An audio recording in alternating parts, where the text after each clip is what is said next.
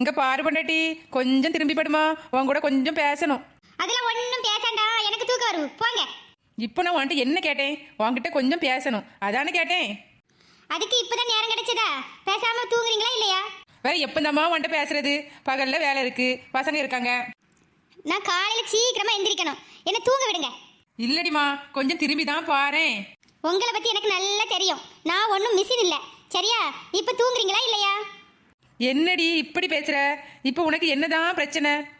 எப்படிங்க இப்படி கேட்க முடியுது வாய்க்குசாம? என்ன கல்யாணம் பண்ணிக்கிட்டதுல இருந்து அப்படி என்ன பெருசா பண்ணிட்டீங்க? எல்லோர் மாதிரியும் தினமும் வெளியே கூட்டிட்டு போங்கன்னு அடம் பிடிக்கிறேனா? இல்ல எனக்கு அது வேணும் இது வேணும்னு உங்ககிட்ட தினமும் கேட்கறேனா? வருஷத்துக்கு ஒரு நாள் தீபாவளி வருதுன்னு தானே கேட்கிறேன், அதை கூட வாங்கி தர மாட்டீங்களா? நானும் மனுஷிதான், புரிஞ்சுக்கோங்க. சத்தியமா அவனிடம் இதற்கு விடையில்லை. கவலையுடன் சரி தூங்குமா. நான் கத்திட்டு இருக்கேன், தூங்க சொல்றீங்களா? இப்போ என்னதாண்டி என்ன பண்ண சொல்ற? திரும்பி பாருன்னு சொன்னது ஒரு தப்பா? நான் தனியார் கம்பெனியில மாச சம்பளம் வாங்குறவன், பிசினஸ் பண்ணல. எப்போ வேலை போகும்னே தெரியாது. வெளியே போக சொன்னா வர வேண்டியதுதான். ஒரு மாசம் என் சம்பளம் இல்லைன்னா என்ன ஆகும் தெரியுமா? பைக் வேண்டாம், பையனை வச்சுட்டு வெளியில போக முடியல, எல்லாரும் கார்ல தான் ஸ்கூலுக்கு வராங்கன்னு சொன்னா லோன் போட்டு கார் வாங்கினேன். வாடகை வீட்டில் இருந்தா உங்க வீட்டில் மதிக்க மாட்டாங்கன்னு சொன்னா சரி இருந்த பணத்தை எல்லாம் போட்டு இந்த ஃபிளாட் வாங்கினேன்.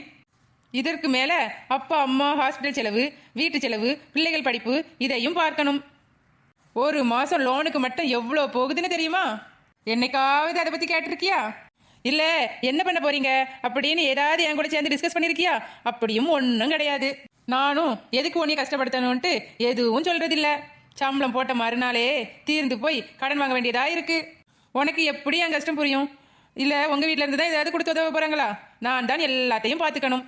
தீபாவளிக்கு மட்டுமல்ல, எப்பவுமே நீ கேட்கறது எல்லாம் வாங்கி தரணும்னு எனக்கும் ஆசை தான்.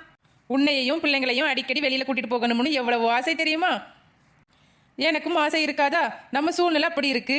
நம்ம பிள்ளைங்களோட எதிர்காலத்துக்கு சேர்த்து வைக்கணும், நல்லா படிக்க வைக்கணும், ஒரு நல்ல அப்பாவா இருக்கணும்னு எவ்வளவோ கஷ்டப்படுறேன் தெரியுமா? பெத்தவங்களுக்கும் நல்ல பிள்ளையா இருக்கணும், கட்டிய மனைவிய சந்தோஷமா வச்சுக்கணும்னு எவ்வளவு போராடுறேன் தெரியுமா? இப்போது அவளிடம் விடை இல்லை. இதில் யாரை தப்பு சொல்வது, யார் மீது குற்றம் சுமத்துவது? திருமணத்திற்கு பிறகு ஒவ்வொருவரும் கிணற்றில் தள்ளிவிடப்பட்டு அவர்களாகவே நீச்சல் கற்றுக்கொள்கிறார்கள். இதில் கரை சேர்வோரும் உண்டு, மூச்சு முட்டி மூழ்குவோரும் உண்டு. ஒரு குடும்பத்தில் தனக்கானவர்களுக்காக சின்ன சின்ன தியாகம் செய்து வாழ்வது இன்பம் என்பதை கணவன் மனைவி இருவருமே உணரும் போதுதான் அது இல்லறம்.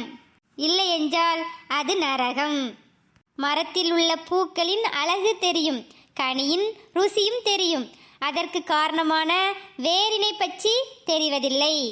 நல்ல ஆண் பெண் குடும்பத்தின் ஆணிவேர். எந்த ஆணும் தன் மனைவி பிள்ளைகள் விரும்பி கேட்பதை வாங்கி கொடுக்கக்கூடாது என நினைப்பதில்லை. தன் குடும்பத்தின் நாளைய செலவை அவன் நினைவில் வைத்தேதான் தன் ஆசைகளை அடக்குகிறான். ஒரு குடும்பத்தில் மிக முக்கியமான சந்தோஷம் என்னவென்றால் கணவன் மனைவியை பற்றியும் மனைவி கணவனை பற்றியும் நன்கு புரிந்து கொண்டு வாழ்வது மட்டுமே. மற்றது எல்லாம் அதற்கு அப்பால் பட்டதே. நன்றி, வாழ்க வளமுடன்.